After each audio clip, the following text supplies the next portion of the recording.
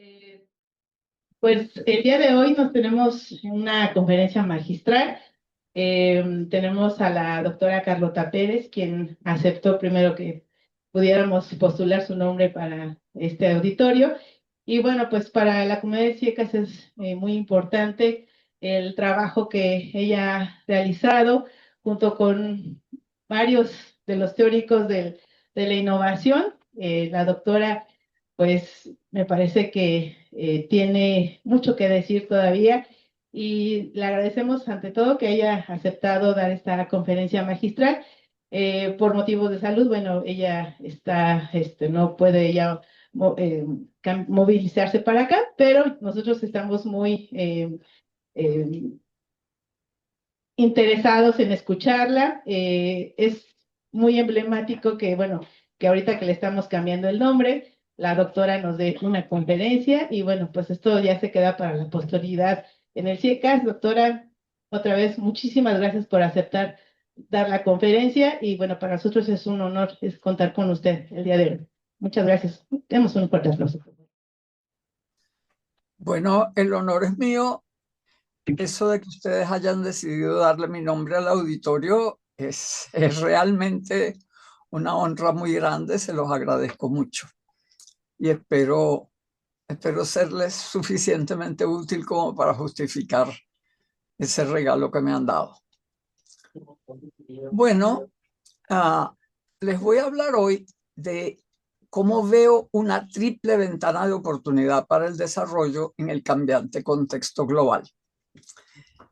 Les advierto que lo que les voy a explicar no está ocurriendo suficientemente todavía. Yo estoy viendo las tendencias y identificando hacia dónde podríamos nosotros orientar el desarrollo. Entonces, lo importante es que con las ventanas del desarrollo, las oportunidades que se presentan, que las veamos antes de que ya sea demasiado tarde. Tenemos que anticiparnos y yo lo que voy a tratar de hacer es precisamente presentarles esa anticipación. Una triple ventana de oportunidad para el desarrollo en el cambiante contexto global, es decir, realmente mirando todo el contexto, las tensiones geopolíticas, lo que está pasando en este momento, incluso el populismo, cosa muy típica en los periodos en que justo estamos a punto de pasar de las épocas más difíciles del cambio tecnológico a las épocas donde tenemos lo que se ha llamado una época dorada, como la Belle Époque, como la época dorada después de la Segunda Guerra Mundial. Podría ser que estemos moviéndonos hacia una época dorada y eso va a incluir casi inevitablemente el desarrollo del sur, cosa que en este momento parece casi imposible. Aunque el progreso tecnológico en el capitalismo parece continuo, en verdad ocurre por sucesivas revoluciones tecnológicas.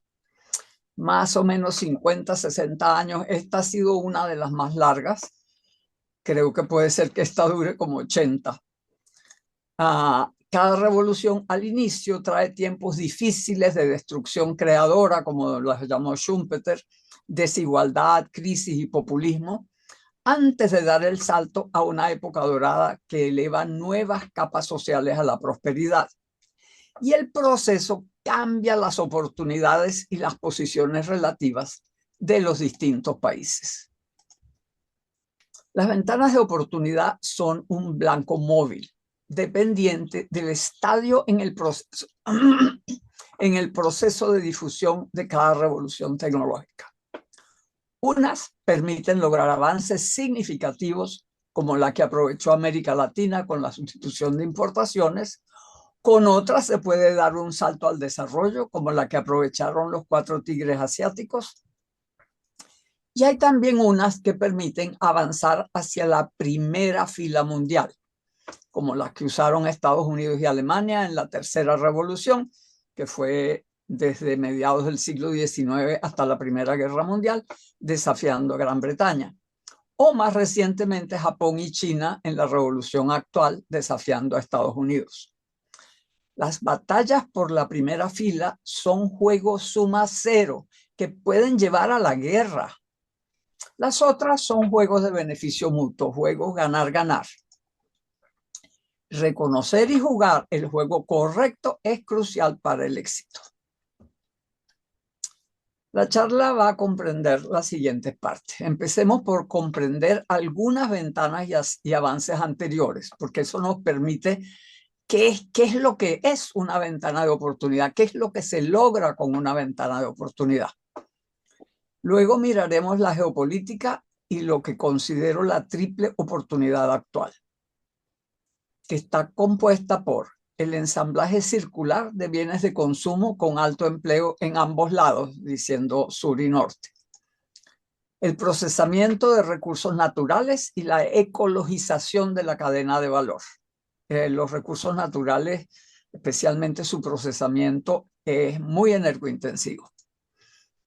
Luego, aprovechar la Internet, no solamente globalización, sino también localización. Eso les explicaré más adelante. Y por último, las 5 condiciones para un salto exitoso hacia adelante. Comencemos entonces por la sustitución de importaciones en América Latina de los años 50 a los 80, que resultó la década perdida. Eso fue un juego de beneficio mutuo con el norte. No un salto completo al desarrollo, pero sí un avance significativo que redujo la pobreza, multiplicó la infraestructura y capacitó a amplias capas de la población. ¿Cómo funcionó el modelo de sustitución de importaciones? En primer lugar, como les decía, es un juego de suma positiva donde estaban nuestros estados del sur interesados en promover el desarrollo y las industrias maduras del norte enfrentando mercados saturados. Por eso fue un juego de suma positiva, porque lograr ampliar los mercados del sur fue una gran solución para las empresas del norte. Entonces, nosotros en América Latina teníamos producción de materias primas de exportación y con eso teníamos divisas, impuestos, etcétera. Con eso se pudo financiar los precios y créditos subsidiados, la protección arancelaria y otras ventajas que se le dieron a esas industrias que en lugar de exportar productos, exportaban partes y piezas, inversiones, personal y también traían o vendían tecnología.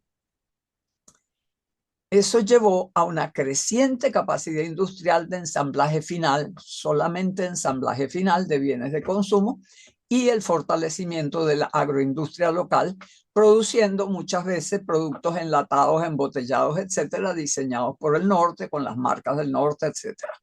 Y esto era todo protegido por subsidios y por aranceles. Eso llevó a una enorme activación de la demanda de personal gerencial, cuello blanco, obreros con y sin especialización, etcétera, pero además de insumos y servicios muy importantes, infraestructura física y técnica, desarrollo de la banca y el comercio, construcción, vías y edificios, transporte, puertos y aeropuertos, cemento, papel, cartón, electricidad, comunicaciones, etcétera. Claro que había países que ya tenían un cierto avance, especialmente los más grandes como México, Argentina, Brasil, pero todos, hasta los más pequeños, lograron avanzar en todo esto, justificado por esta producción que no era realmente todo el proceso de producción, era solo el final, pero era solo el final de muchos y muchos y muchos productos. Entonces eso generaba mucho empleo, requería mucho personal y requería toda la infraestructura alrededor de esa producción. Al mismo tiempo, el Estado montaba sistemas masivos, gratuitos o subsidiados de educación, salud y servicios públicos. Y todo eso creaba crecimiento del empleo y de la demanda de bienes de consumo. Después de un momento se quedó como que ya no había más que hacer. Entonces avanzamos hacia la producción de partes y piezas. Entonces comprábamos la tecnología y hubo nuevas fases de desarrollo agrícola, nuevas fases de pequeñas y medianas empresas que producían los insumos y el consumo para para insumos para estas industrias y también para el consumo final, que a su vez entonces requerían más personal y más insumos y servicios. O sea que hubo una dinamización muy fuerte de la economía. Y para ello fueron entrenados millares de empleados públicos para que pudieran manejar el modelo. Eso fue o en Chile, en un instituto montado por CEPAL, o incluso con gente viniendo a los países para entrenar, porque no era nada fácil manejar este modelo, porque requería definir cuáles deberían ser los aranceles, cuáles son las industrias protegidas, cuáles son las que van a generar más empleo, qué es lo que vamos a promover. O sea, no era tan fácil. Y había que publicar uh, anuario de lo que se estaba importando, de tal forma que los empresarios pudieran ver qué podría ser interesante para ellos agregar, y así fue subiendo la cantidad de productos y la cantidad de empleo asociado a ellos. Con la ICI, América Latina estuvo entre las regiones de mayor crecimiento y mayor aumento de la productividad hasta la década perdida de los 80. Miren ustedes el aumento de la productividad promedio entre el 50 y el 80. Los cuatro tigres de Asia, Europa Occidental y Latinoamérica. Éramos los más.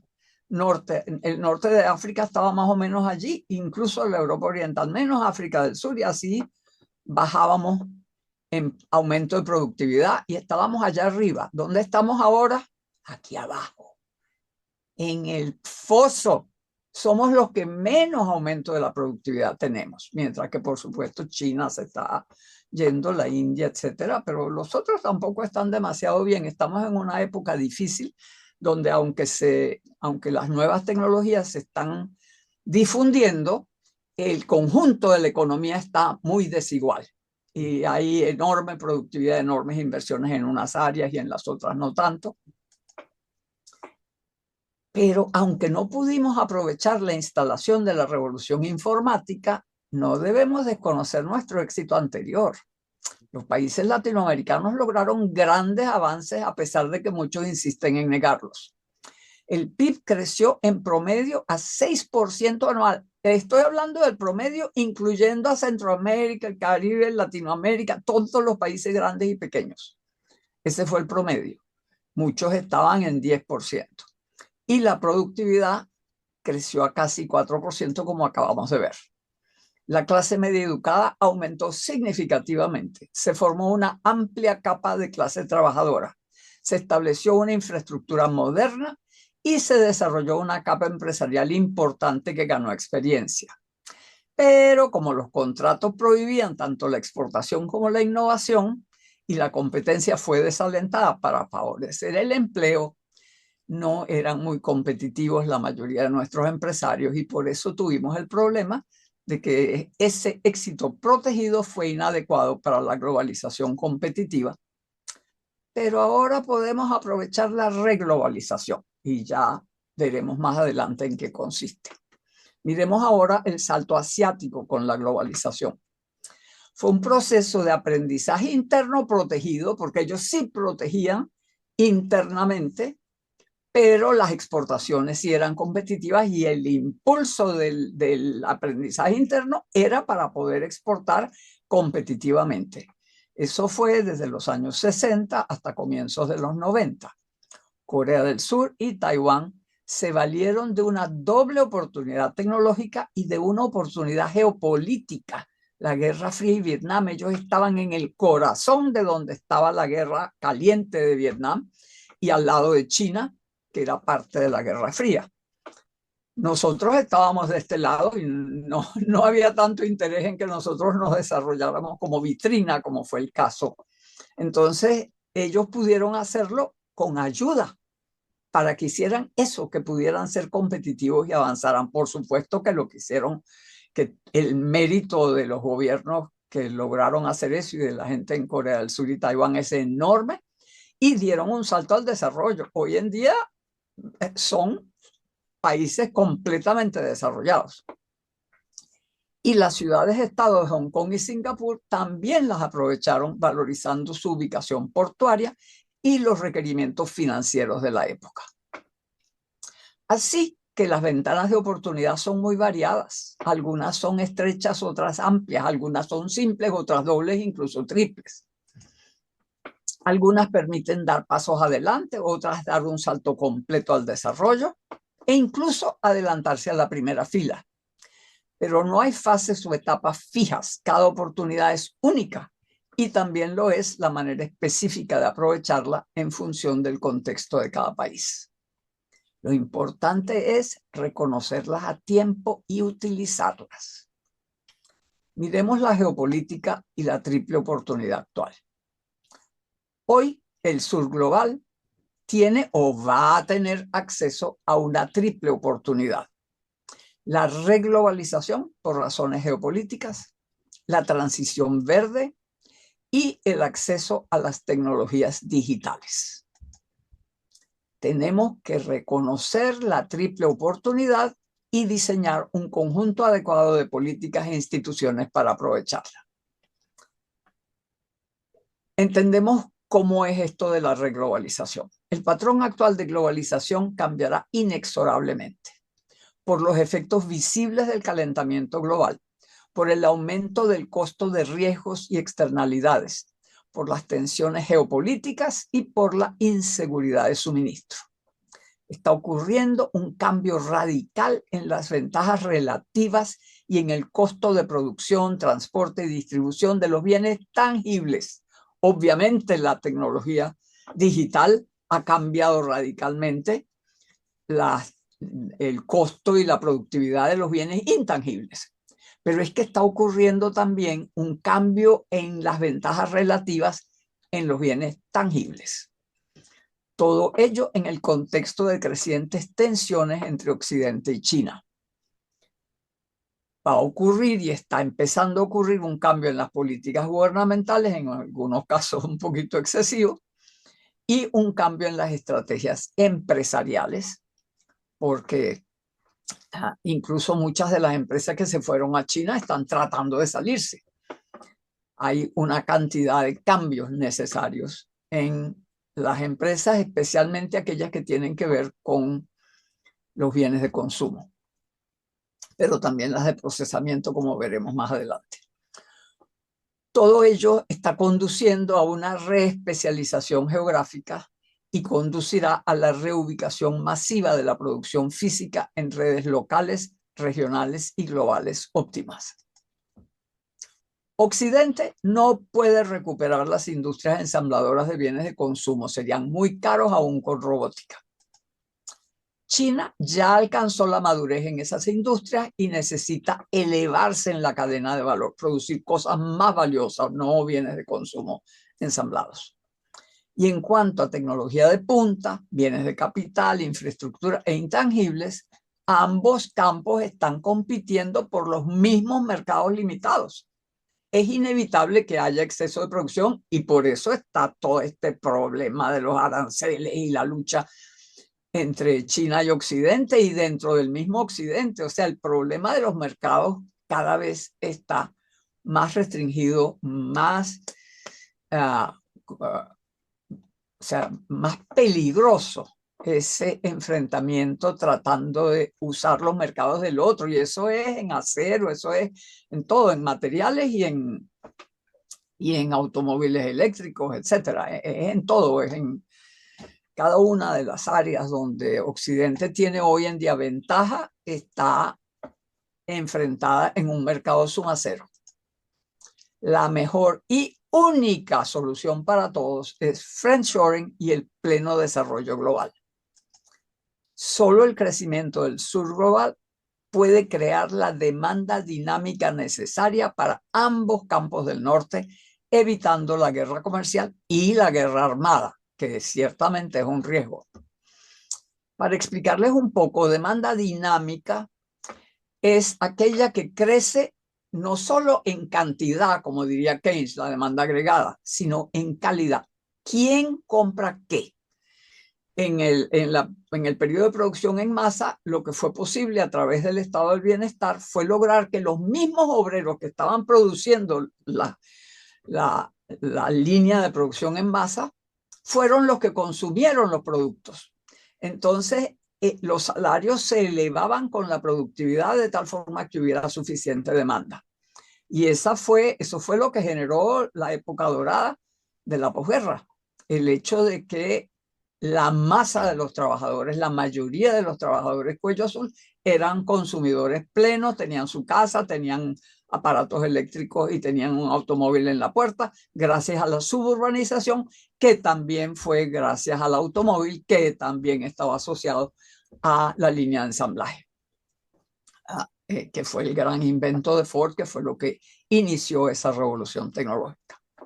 Entonces, esa demanda dinámica necesaria solo la puede dar el sur global, porque ahora no es para bienes de consumo, ahora la demanda necesaria es para bienes de alta tecnología. Y esos son los que no alcanzan los mercados del norte. Y claro, cualquier desarrollo significa necesitar bienes de capital.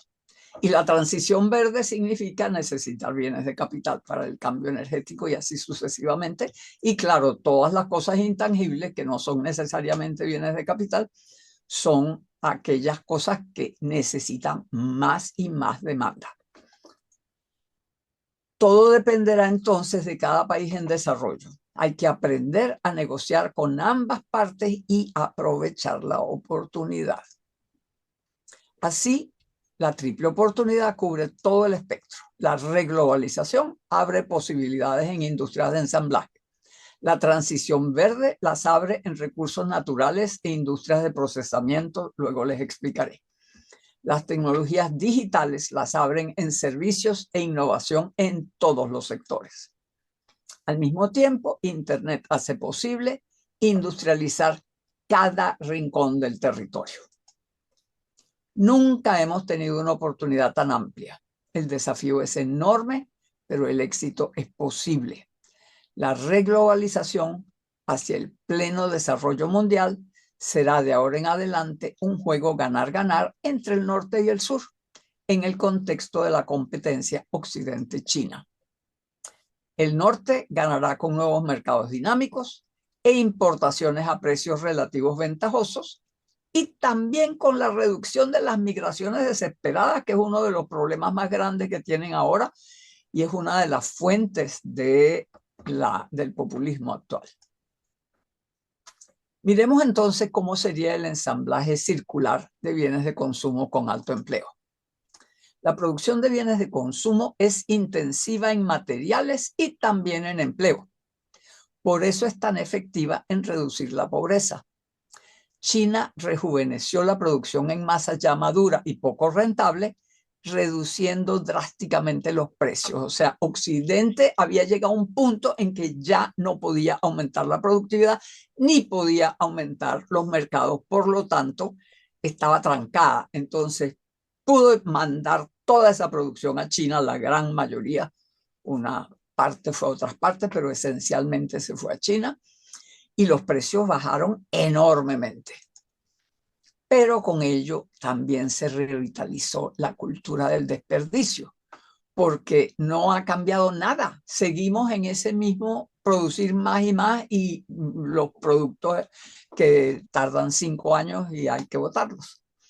Entonces, esa cultura en el marco de la transición verde necesaria, pues es un problema. Pero bueno, podríamos continuar como de costumbre, simplemente trasladando la producción del norte al sur y siguiendo en el mundo de la obsolescencia planificada y el consumo excesivo de materias primas. Y eso es lo que ha empezado a ocurrir. Claro, en México en particular ya hay más cosas viniendo a México desde China y desde todas partes porque tienen cerca el mercado, el más importante mercado del mundo, con todas las dificultades que Trump está creando. Pero ¿acaso sería posible lograr el empleo, así como el acceso de bienes durables a precios accesibles para todos, sin el daño ambiental?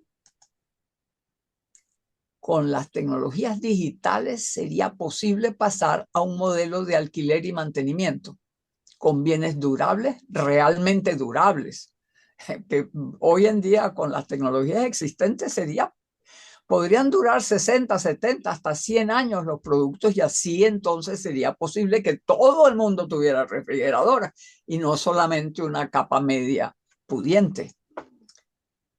Con eso se podría convertir la reglobalización del ensamblaje en un juego múltiple ganar-ganar entre el norte y el sur, entre la empresa y la sociedad y entre la humanidad y el planeta. ¿Cómo funcionaría una cadena global circular de producción de bienes de consumo para alquiler con alto empleo, acceso posible para todos y pleno reciclaje? Bueno, estos son sueños, pero no es imposible, porque ya al norte no le interesa, ellos no son los que lo producen. Es perfectamente posible y Europa ha empezado un poco prohibir que, o sea, obligar a que los que vendieron los productos estos de alto consumo de materiales tengan que reciclarlo, tengan que recibir al fin de la vida. Entonces ya con eso, si eso se multiplica, sería posible hacer más rentable alquilar que vender. Inicialmente, ¿cómo funcionaría en el norte global? Ellos harían el diseño, la tecnología y la inversión, aunque a la larga podría el sur tomar esos tres roles. La transferencia tecnológica, incluyendo un sistema de diagnóstico en la web, de tal forma que los productos se les pueda hacer mantenimiento, averiguando qué problema tienen con un sistema que lo permita hacer automáticamente. Y software para imprimir los repuestos en 3D, en 3D printing. En el sur global, extracción de materiales, procesamiento de materiales, producción de piezas, ensamblaje y transporte. Tanto en el norte como en el sur, distribución, publicidad, alquiler, instalación, mantenimiento, todos de alto empleo. Y el desmontaje al final de la vida útil y el reciclaje de materiales hecho por los dos. Que si el norte no lo hace, no hay ningún problema en que un país tenga empresas de mantenimiento locales y se empieza mostrando las posibilidades. Occidente y China pasarían a competir por influencia y mercados en un proceso de friendshoring, buscando amigos a través de la inversión y el intercambio de tecnologías y de productos, mientras en el sur habría competencia en calidad, precios y cuidado ambiental. Y también un intenso aprendizaje de diseño y tecnología, de tal forma que se pueda reemplazar al norte, como hicieron los coreanos, hicieron los taiwaneses en la época en que ellos convirtieron los productos importados, las tecnologías importadas, las mejoraron y las mejoraron muchísimo y se convirtieron ellos mismos en los productores y en los diseñadores. El segundo, procesamiento de recursos naturales y ecologización de la cadena de valor. Bueno, las demandas de la transición verde están cambiando las ventajas comparativas hacia el procesamiento. América Latina cuenta con una dotación significativa de recursos naturales y abundantes fuentes de energía renovable para procesos energointensivos.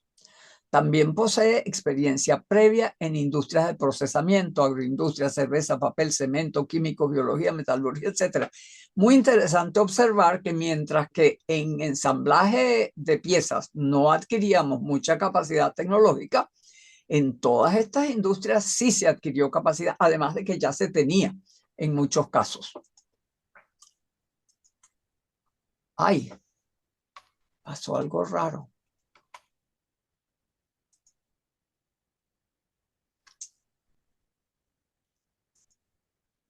Por tanto, existen condiciones para abordar la producción y el procesamiento de materiales de manera sostenible in situ, es decir, al lado de la mina con energía solar o energía eólica transformada a lo mejor a hidrógeno, es decir, hay que resolver todos esos problemas o poner en baterías, todo depende de cómo avancen las tecnologías verdes en el mundo. Pero sería posible al lado de la mina tener el procesamiento en estas cosas que son tan energointensivas. Reducir la huella de carbono de la cadena de valor de los recursos naturales contando con la amplia disponibilidad de energía renovable para la extracción, uso de energías verdes, uso de las tecnologías de informática y comunicaciones para optimización y trazabilidad.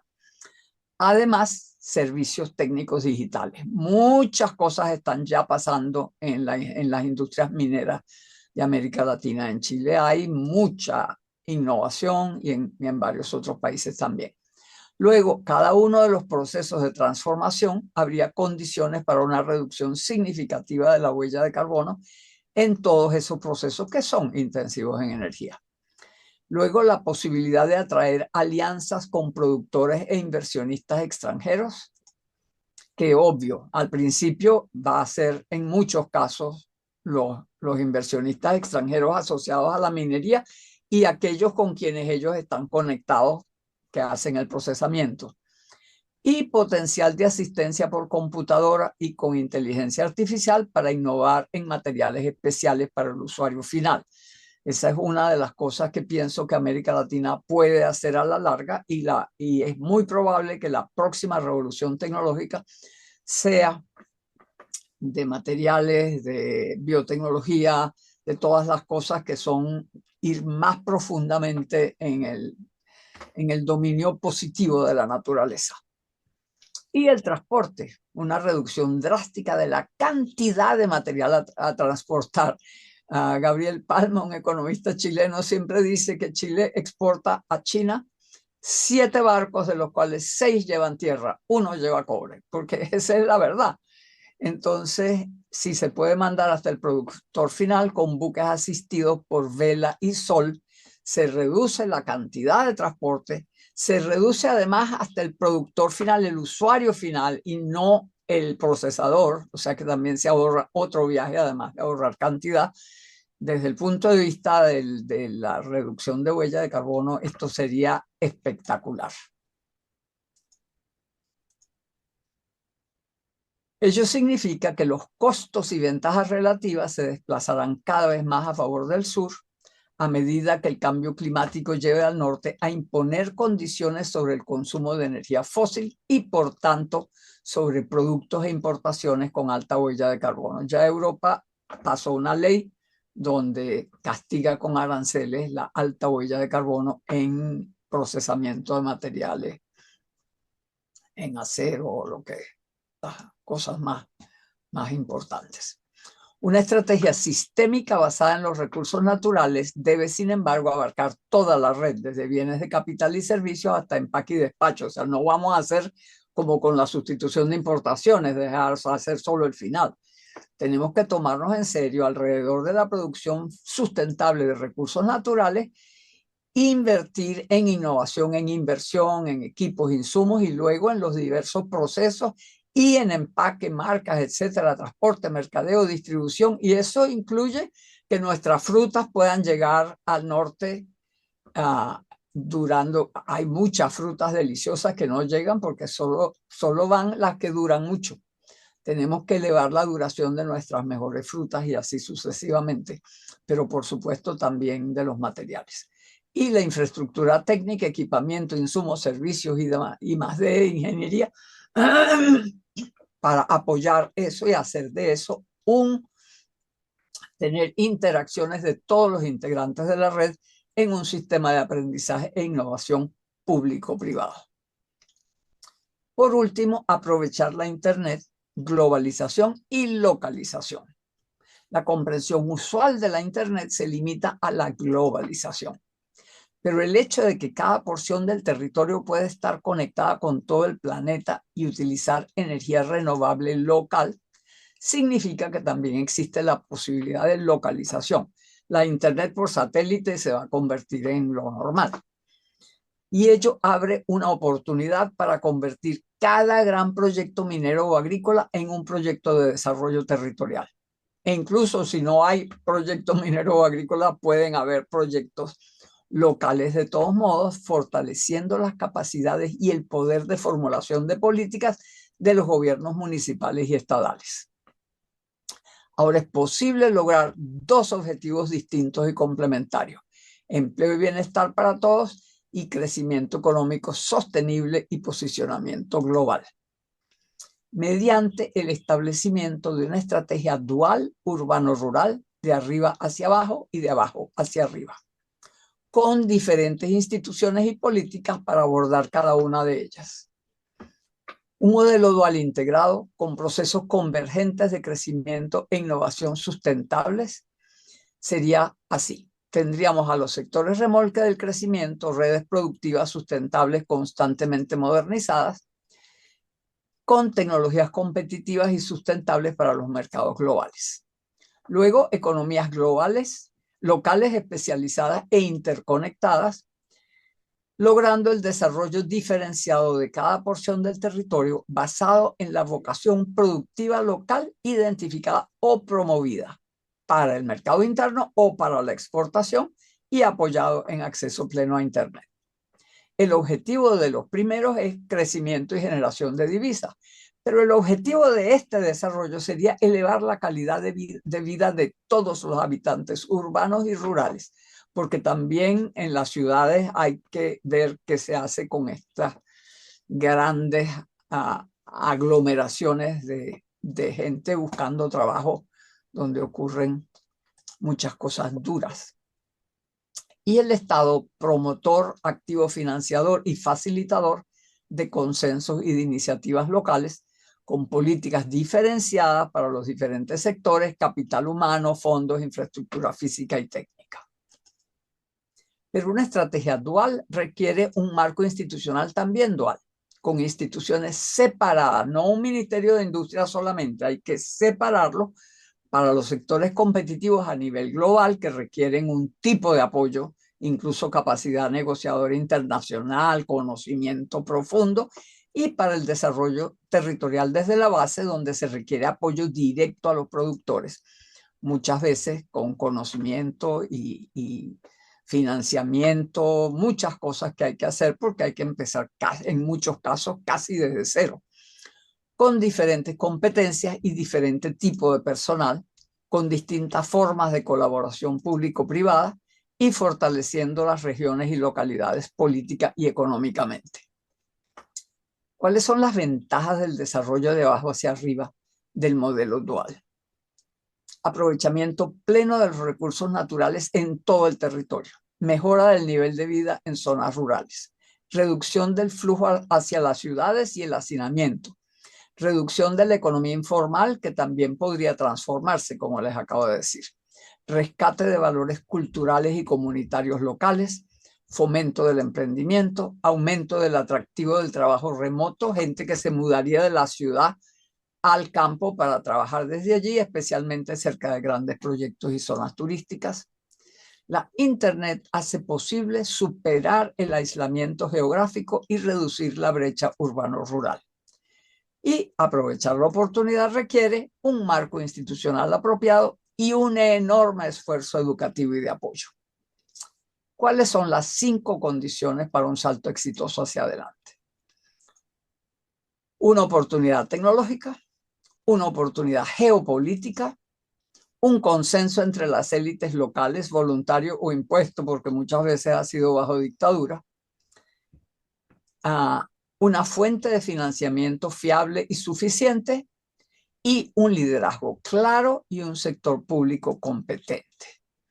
Esto significa mucho entrenamiento. La sustitución de importaciones requirió millares de personas entrenadas. Ahora el esfuerzo tiene que ser mayor.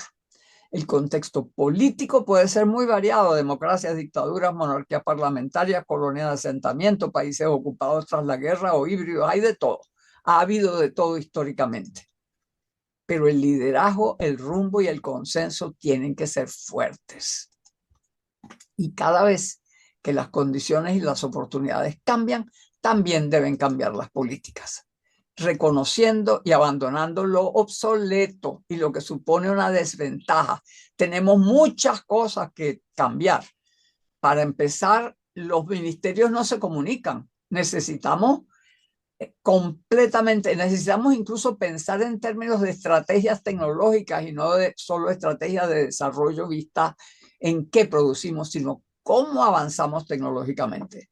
mientras se aprovecha el aprendizaje acumulado para construir sobre él, porque tenemos muchas capacidades, pero hay que ponerlas sobre las posibilidades, sobre las ventanas de oportunidad y sin dejar de prepararse para la próxima revolución y la próxima oportunidad, que muy probablemente será basada en biotecnología, nanotecnología y nuevos materiales, apoyándose en inteligencia artificial. Todo esto hay que ir haciéndolo en el área de ciencia y tecnología, pero también emprendimientos, favoreciendo, apoyando los emprendimientos en esas áreas que además pueden estar conectadas, porque muchas cosas en biotecnología y nanotecnología, o sea, con biotecnología se puede hacer minería de desechos, con nanotecnología, o sea, son capacidades que se pueden conectar a las actividades que el país esté haciendo, elevando la productividad de los productos finales, pero también acumulando capacidades para la próxima revolución,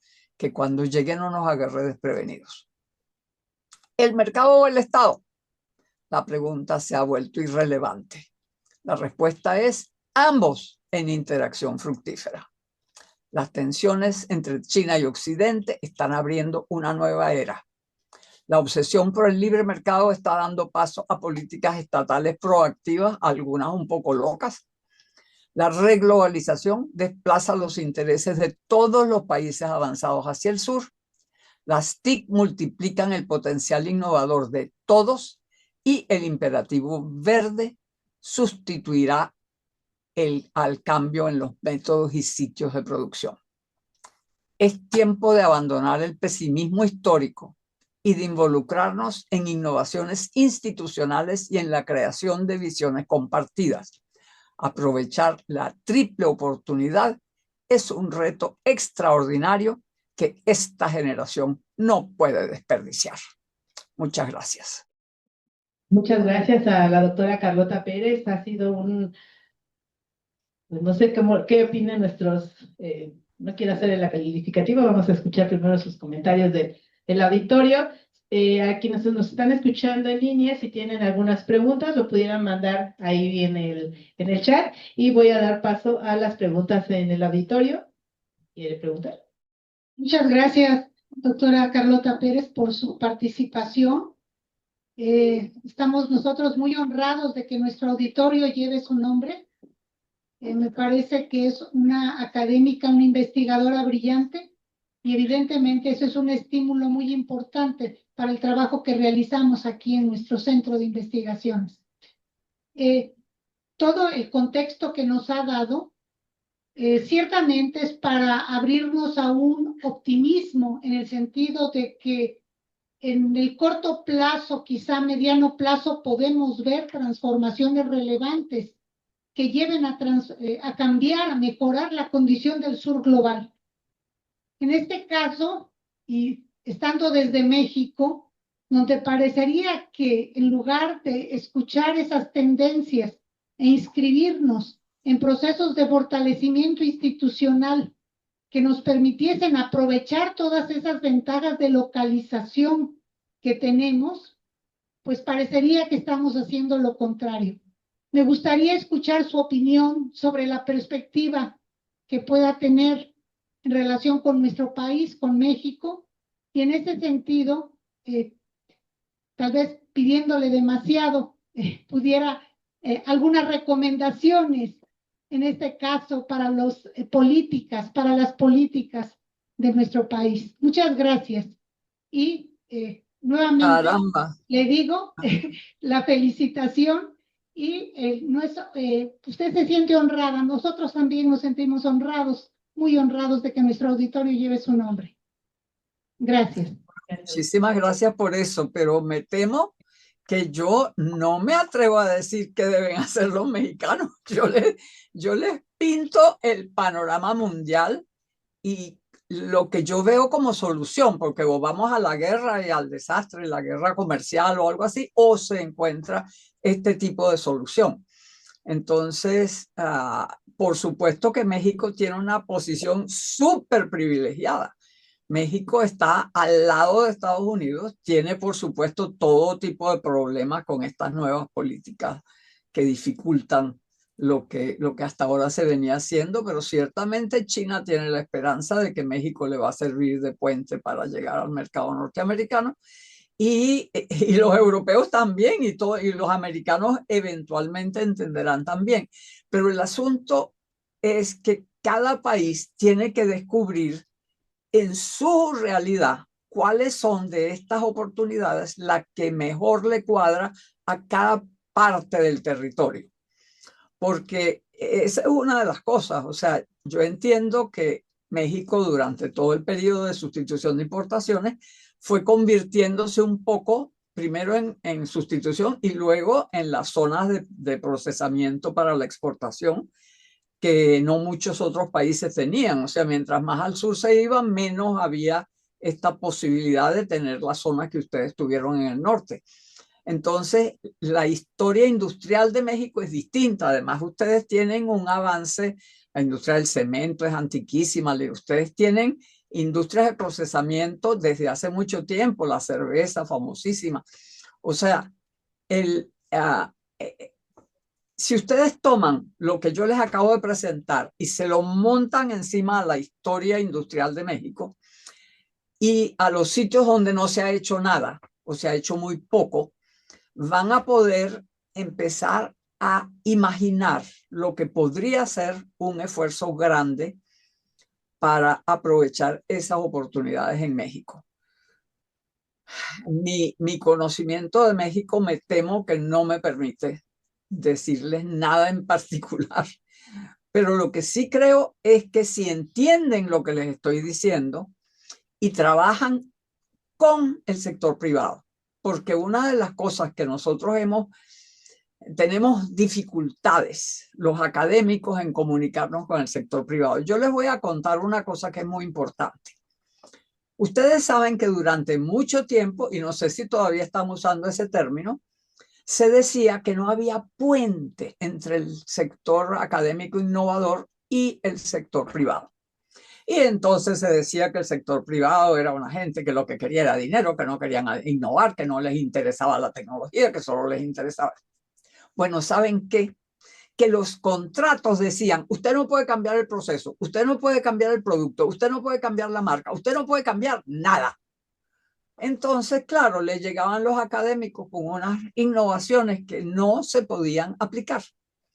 Y además, el gobierno, los gobiernos en general, y yo supongo que México también, trataban de que se produjeran más cosas y no que se produjeran mejores cosas.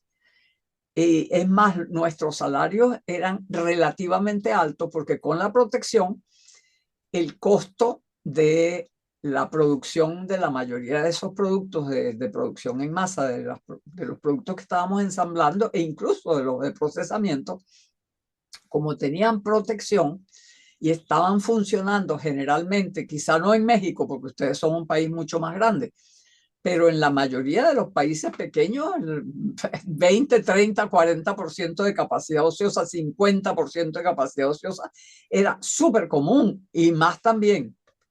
Entonces, el problema era que las políticas estaban orientadas a que hubiera más empleo, a que la gente pudiera adquirir, o sea, que en realidad los precios y los salarios se acercaban para que la gente pudiera adquirir los productos y la moneda se controlaba que fuera barata, de tal forma que eso creó una situación que hacía que los empresarios podían ganar muy fácilmente mucho dinero sin ser particularmente innovadores. Es más, casi que prohibiéndoles porque no podían exportar tampoco, excepto en este caso como tenían ustedes al norte, que era eran empresas que estaban destinadas a la exportación. Mientras que la mayoría de las industrias que se montaron en sustitución de importaciones no eran para la exportación, eran para el consumo interno. Entonces no había competencia y por lo tanto tampoco había interés en la innovación. Eso hay que cambiarlo radicalmente porque ahora sí hay que innovar. Y ahora no son los contratos ya no son así. Es más, es muy probable que les interese. a los extranjeros que colaborarán cuando vayan moviendo el tal friendshoring, colaborarán con los locales y van a necesitar el apoyo académico, van a necesitar el apoyo de los que tienen capacidad ingenieril y capacidad de innovación. Entonces, estamos en otro mundo, pero no hemos cambiado las instituciones todavía. Claro, algunas cosas que se hacían antes, obviamente nos quitaron el derecho a tener protección, nos hicieron una cantidad de cosas por la deuda, el IMF, el Fondo Monetario, digamos que las políticas del norte hacia el sur fueron prácticamente para destruir lo que habíamos montado antes. Y llevamos casi 40 años de retraso, de no poder avanzar porque estábamos todavía con el modelo viejo. Entonces, vamos a repensar, vamos a ver el mundo de otra manera y vamos a mirar nuestros problemas, nuestros defectos, nuestras insuficiencias y elevar nuestras capacidades. Hoy en día, la gente que estudia innovación debería estudiar innovación institucional. Nosotros tenemos la tendencia a creer que la innovación es solo empresarial. No, la innovación tecnológica es también organizacional y además es institucional. Nosotros tenemos que aprender cómo se hace para que el gobierno pueda innovar, cambiar las instituciones, mejorar sus políticas, mejorar la reglamentación, hacer más rentable que se haga un producto sustentable que un producto no sustentable, hacer más rentable ser innovativo que no ser innovativo, pero esas cosas requieren innovaciones. Hacer más creativo el personal, en lugar de ser toda la regla, el papelito, usted hace lo mismo todos los días, sigue la regla. No, hay que buscar la manera de que el personal del Estado sea innovador, innovador en lo que hace, innovador en cómo se relaciona con el mundo exterior, tanto cuando brinda servicios como cuando rige y organiza y regula el sector privado productor. Aquí tengo unas preguntas en... Muchas gracias. ¿Cómo conciliar las nuevas tecnologías que usan ahí con la visión verde? No hay ningún problema. La inteligencia, claro, hay dos problemas. Uno es la inteligencia artificial como usuario de energía. Entonces, bueno, es enorme y esperemos que eso contribuya a que eleven la producción de energía verde para hacer lo que están haciendo ahora de infraestructura para inteligencia artificial. Pero desde el lado nuestro, podemos usar la inteligencia artificial para reducir la huella de carbono muchísimo, porque, claro, depende en lo que la estén usando. Entonces, son dos cosas distintas, el uso de lo que ellos están montando y la energía que ellos requieren para montar lo que están montando. Y esos son dos mundos distintos. Busquemos en qué podemos nosotros utilizar la inteligencia artificial para que nos apoye en la innovación verde. Y eso es perfectamente posible. ¿Cuál es su opinión de la madurez de los ecosistemas de innovación en Latinoamérica? ¿Sería posible un trabajo colaborativo entre distintos países de Latinoamérica? Bueno, los ecosistemas de innovación, claro, nosotros siempre hemos hablado de los sistemas nacionales de innovación y de que hay relaciones internamente, pero siempre hemos estado criticando, como les decía antes, que no hay puente con el sector privado. Bueno, ese es el primer problema, que tenemos que enlazarnos con el sector privado. Yo les cuento que yo no he sido solamente investigadora, yo he sido servidor público. Yo fui directora de desarrollo tecnológico en el Ministerio de Fomento en Venezuela, mi país, y de eso hace mucho tiempo, por supuesto, cuando estaba joven. Entonces, eso fue en los 80. Y lo que hice fue montar dentro del Ministerio de Fomento, es decir, el Ministerio de Industria, monté allí una dirección de desarrollo tecnológico para ayudar al sector privado y a las empresas del Estado grandes, que el aluminio, el acero, la PDVSA, la petrolera, para que ellos se innovaran ellos mismos, pero además que ayudaran a sus proveedores a innovar. Entonces, una vez que uno entró al sector privado y empezó a trabajar con ellos para innovar, mejoró la relación con los académicos que podían ayudar. Claro que eso después lo destruyó Chávez y ya no se pudo hacer nada. Pero los logros, cuando uno trabaja con el sector privado, con innovación desde allá, se logra una cosa muy importante.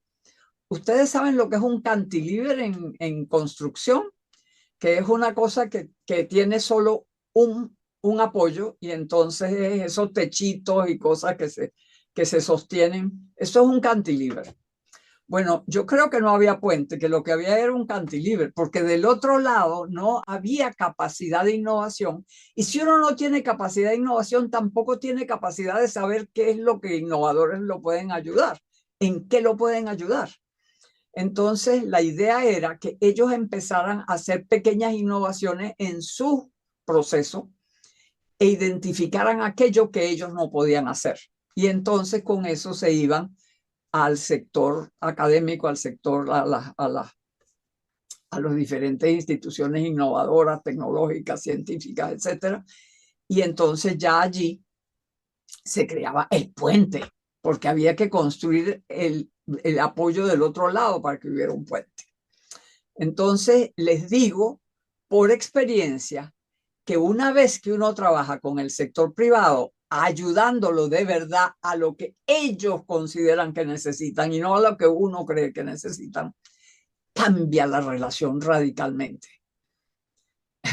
Como no tenemos tiempo de que yo les cuente los procesos, pero al principio no querían nada conmigo, porque no querían nada con el gobierno que se metiera en su tecnología. Y yo lentamente los fui convenciendo de que yo los iba a ayudar de verdad, que yo no iba a pretender que yo sabía más que ellos. Y llegó un momento en que teníamos relaciones espectaculares con todo el sector privado y de allí en adelante, bueno, con todo el sector que trabajamos con la gente, con unos grupos nada más, no teníamos capacidad para trabajar con todos. Pero a algunas empresas las salvamos. No sé si después sobrevivieron, la verdad. Tantas cosas que han pasado en mi pobre país. Buenos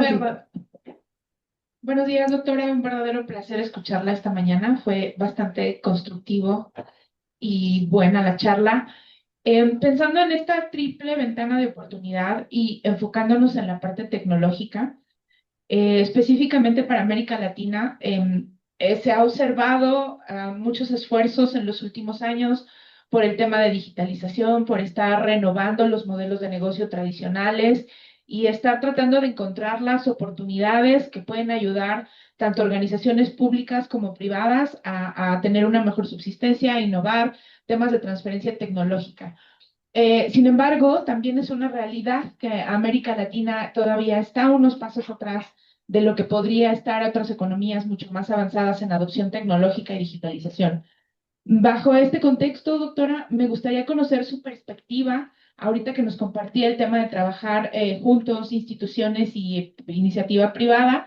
¿Qué recomendaciones o qué es lo que podría estar ayudando a ayudar con a contribuir con esta adopción tecnológica, con esta revolución digital que pudiera ayudar a los países de América Latina en desarrollo? Bueno, en parte, educación. O sea, hay que lograr dominar las nuevas tecnologías y penetrar por las buenas el sector privado para trabajar con aquellos que quizá no lo están haciendo. Pero básicamente son tres cosas. Uno, entrenamiento. Dos, apoyo estatal. Y tres, reglamentación. O sea, crear condiciones positivas para los que hagan innovación. Hay que ayudar con las patentes, hay que ayudar con el empleo, con el facilitar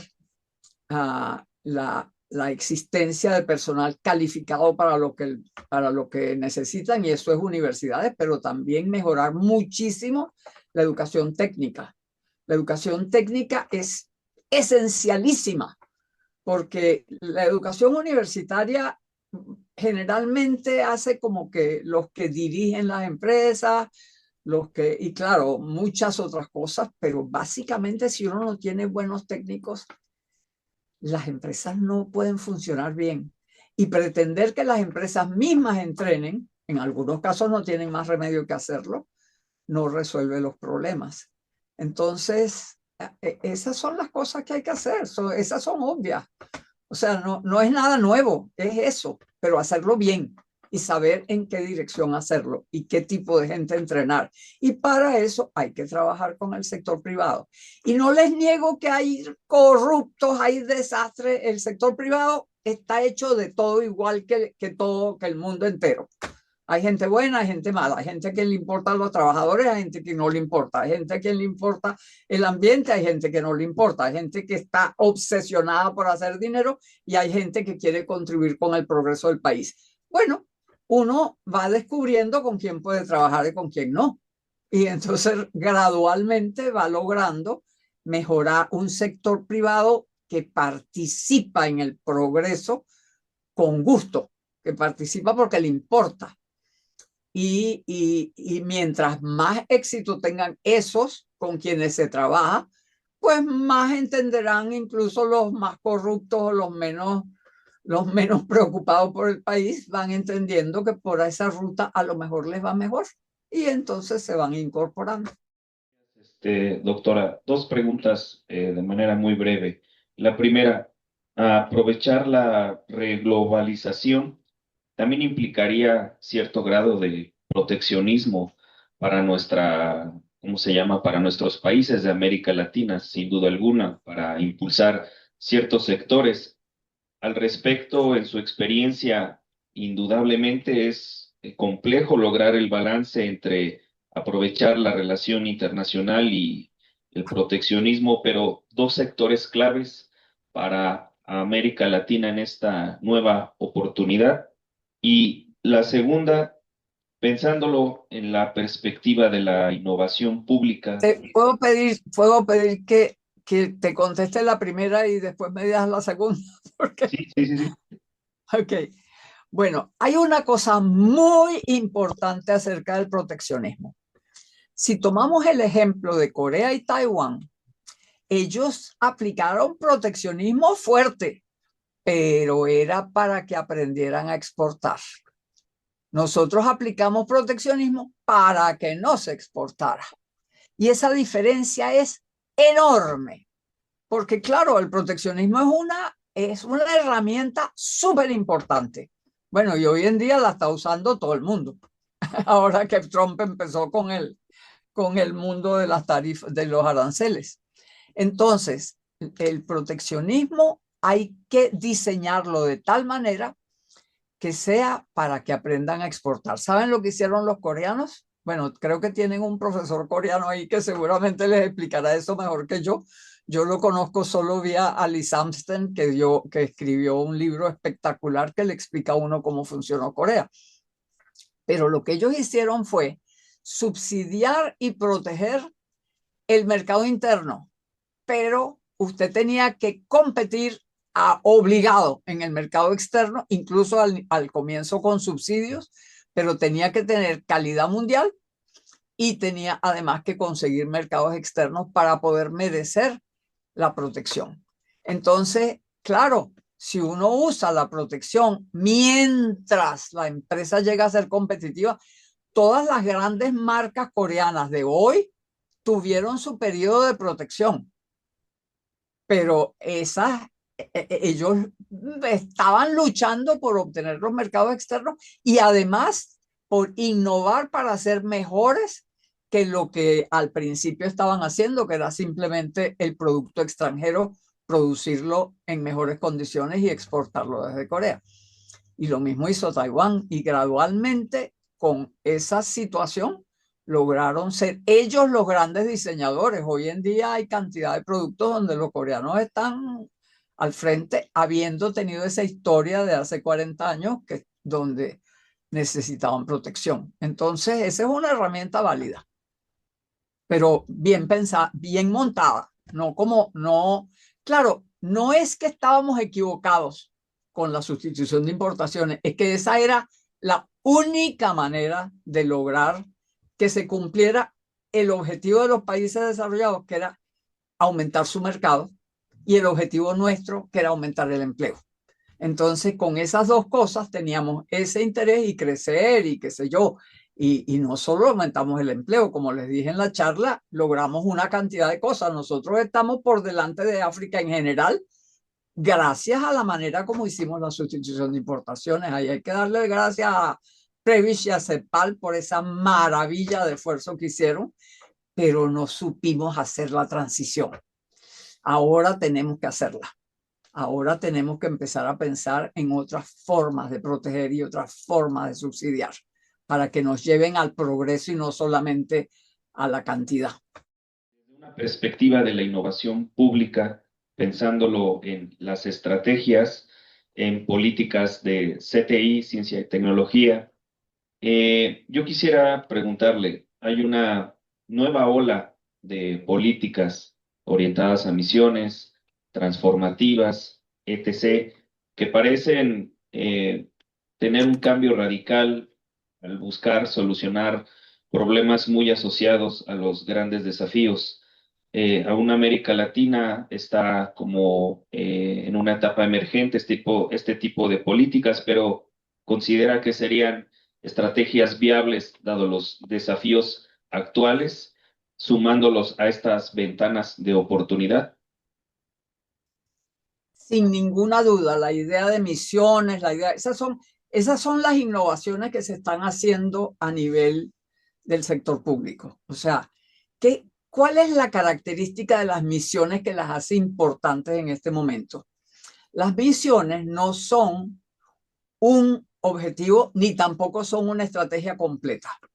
Las misiones son un objetivo claro, lograr que 50% de las familias tengan educación y alimentación para los hijos en 4 años en esta zona. Entonces uno tiene el logro en cuantitativo, el tiempo en que lo va a lograr y además una tarea que involucra ciencia, tecnología, empresas biológicas, empresas de alimentos, empresas de educación. Entonces, se logra que los diferentes ministerios que estén involucrados en el tema funcionen de manera interactiva, porque nosotros tenemos silos. Los ministerios funcionan como silos, completamente separados, no se comunican y no trabajan juntos. Entonces, claro, cada uno está viendo su pedacito y funciona de manera, además, con reglas muy tiesas y con falta de innovación interna. En cambio, cuando uno trabaja sector público, sector privado y varios ministerios involucrados, a lo mejor uno hasta cambia la noción de ministerio. Entonces, eso es importantísimo, la innovación en cómo se hacen las políticas, empezando por una cosa importantísima.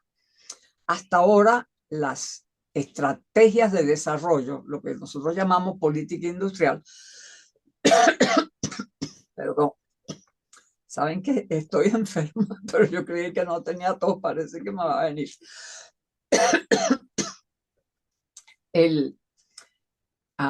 Lo que teníamos como política industrial era qué producir. ¿Qué producir? Y eso es muy distinto de cómo producir y con qué objetivo, qué es lo que vamos a lograr al final. No, porque claro, esa es la idea. Uno producía esto y esto y esto y esto y esto. Entonces generaba empleo aquí que aquí, lograba crecimiento del PIB, lograba crecimiento de la productividad, bueno, lenta, pero por ahí en algunos casos era alta. Y éramos como cuantitativos. Debemos hablar ahora no solo cualitativo, metas cualitativas, sino metas tecnológicas, metas de avance tecnológico y metas de interacción. O sea, unas metas de logro, no unas metas de suma, de sumar, sumar, sumar. Es otra manera de mirar el objetivo. Por eso es que eso de las misiones es muy útil, porque si uno practica con las misiones, termina entonces haciendo del objetivo general del país algo como una gran misión, que también donde funciona el sector público y el privado juntos, y el sector público, diferentes instituciones públicas trabajando juntas y diferentes instituciones privadas trabajando juntas.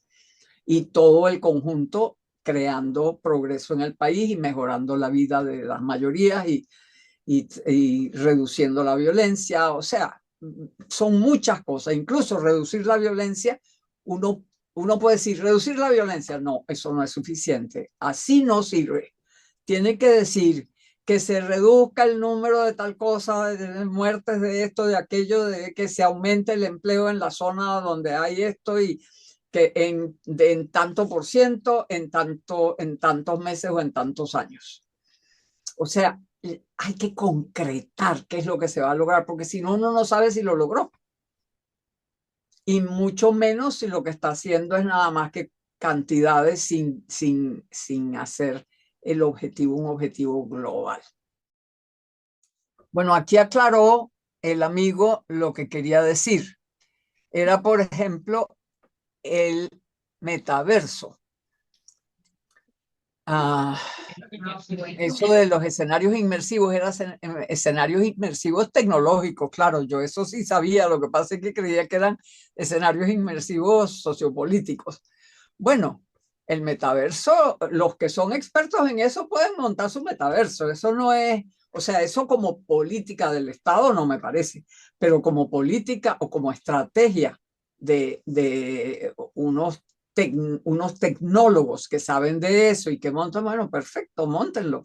Y a lo mejor lo montan en asociación con empresarios que están haciendo cosas. O sea, la tecnología se puede usar de mil maneras. El asunto es cuál es el objetivo y cómo, o sea, si tenemos un objetivo amplio, si estamos hablando de lo que tiene que hacer el Estado. Ahora, lo que tienen que hacer los empresarios, todos los metaversos que quieran y toda la inteligencia artificial que quieran. O sea, ahí la iniciativa privada hay que darle chance de que haga las cosas y posiblemente apoyar, teniendo unos sistemas de evaluación que permitan ver si efectivamente. A mí me preocupa un poco que hay una parte no de la inteligencia artificial, sino de las tecnologías digitales, que se ha ido mucho hacia los juegos o hacia cosas que son como socialmente no muy importantes. Y porque porque como se puede hacer y además pueden hacer dinero con eso, pues por ahí se van.